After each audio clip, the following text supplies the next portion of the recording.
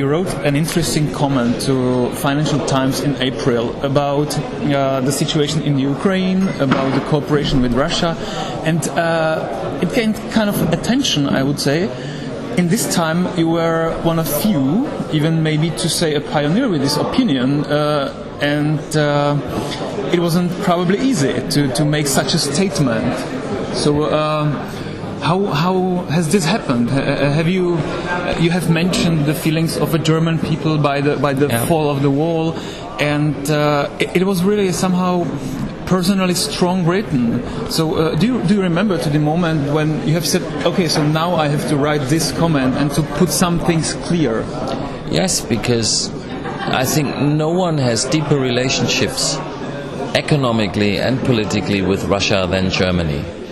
For a variety of reasons, I think the crimes that happened during the Second World War committed by the Germans in the then Soviet Union were one of the reasons why after the Second World War, and in particular after the fall of the wall, Germany did put a lot of effort into the German-Russian relationships, beginning with the policy under Willy Brandt to overcome the tensions in the Cold War at the beginning of the 1970s. And then it was another 20 years before we had a process of rapprochement between Russia and Germany. And I think then, after 1990, we really invested a lot of political effort, a lot of money, and a lot of political goodwill in seeing Russia become a part of the European family of nations. And I think the policy change in the Ukraine crisis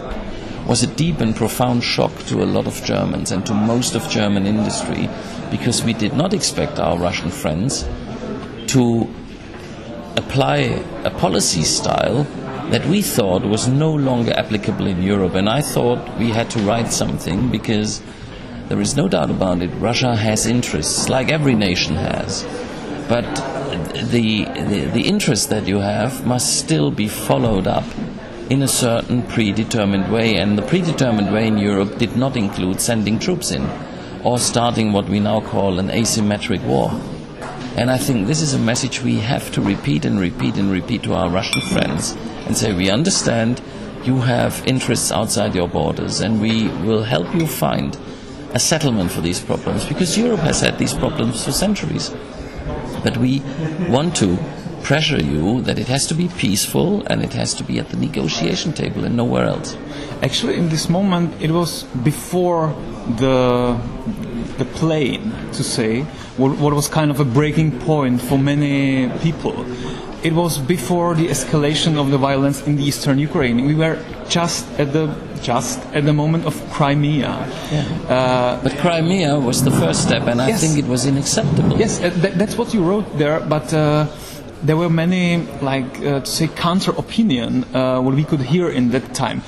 Did you also get some kind of reaction from German companies? Yes, I did get corporate reactions who said, you don't have to be so hard with the Russians, you have to understand they have a legitimate interest in Crimea. And my answer, by the way, the majority of German companies was of my opinion. But my answer to the people who were more leaning towards the Russian view of things was, if we start a game where the big boys can take it all, then we will not have a stable order in Europe and in the rest of the world. It is all about the rules of the game. And I think you have to stick to those rules, and you cannot unilaterally change them. We all thought this was agreed upon after 1990.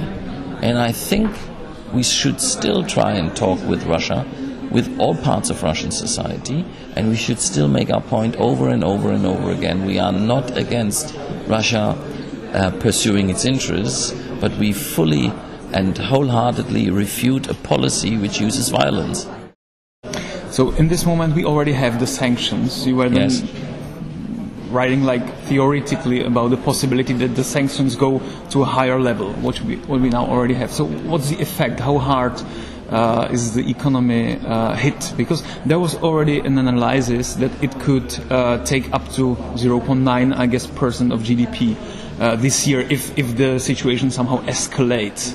but it doesn't seem so terrible probably at the moment. I think the biggest damage that the sanctions, and we knew that from the beginning, the biggest damage that sanctions do is that it destroys the level of confidence that investors need. If 2 or 3 or 4 countries are living with sanctions, it means there is no reliable relationship between those 2 countries. And if there is no reliable relationship in economic terms, investment will not happen.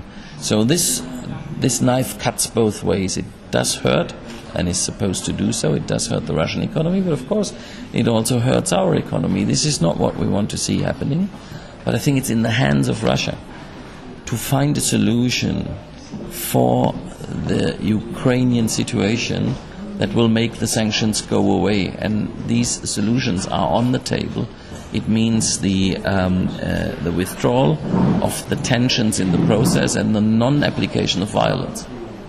If we compare the reaction of German business to business in our countries, I mean, I'm from Czech Republic, but even here in Poland, Slovakia, let's say Eastern or Middle European countries, actually, it doesn't seem so clear at the moment, even on the level of politics. It seems that the politicians are trying still to find some kind of compromise.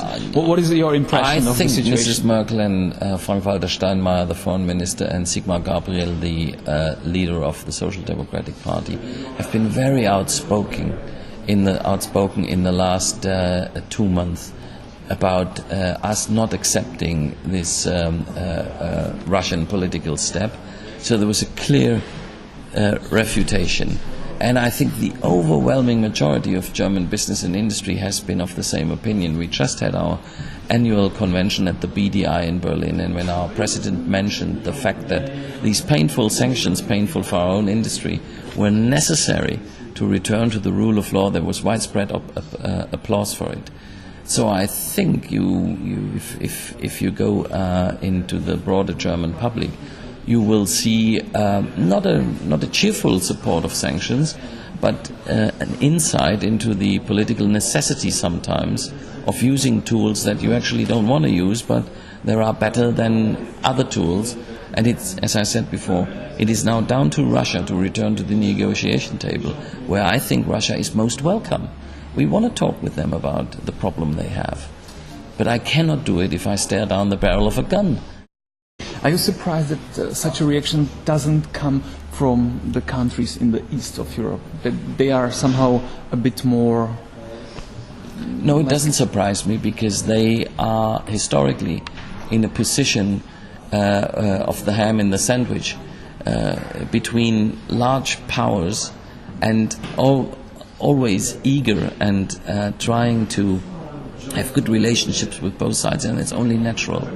I think this is a political scenario where the larger countries have to do the main reasoning and the main exchange of arguments for the sake of the smaller countries who are somewhat more exposed. Some of the countries in Central and Eastern Europe have an extremely high dependency on Russian primary energy. I can fully understand that they cannot play here hardball, but some others can and have to in a European family of nations.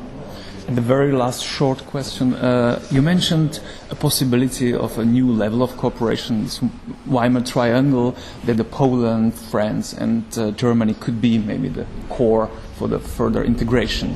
So, well, on some questions they could be, on energy, because these 3 countries are geographically located in a way that they are neighboring. You could see them as one territory. How could the cooperation look like? Should it be on the level of... Well, it's very simple. If you want to build a more efficient electricity grid, if you want to even build a more efficient electricity production, if you want to have high-speed data links, all the things where you have physical networks on the ground, on the territory, it would be great if 3 large neighbors could start by actually with shovels and caterpillars to start building things. You cannot do it if you have an ocean in between or a mountain. But these 3 countries, like everyone in Central Europe, have the disposition to cooperation because they're interlinked with each other.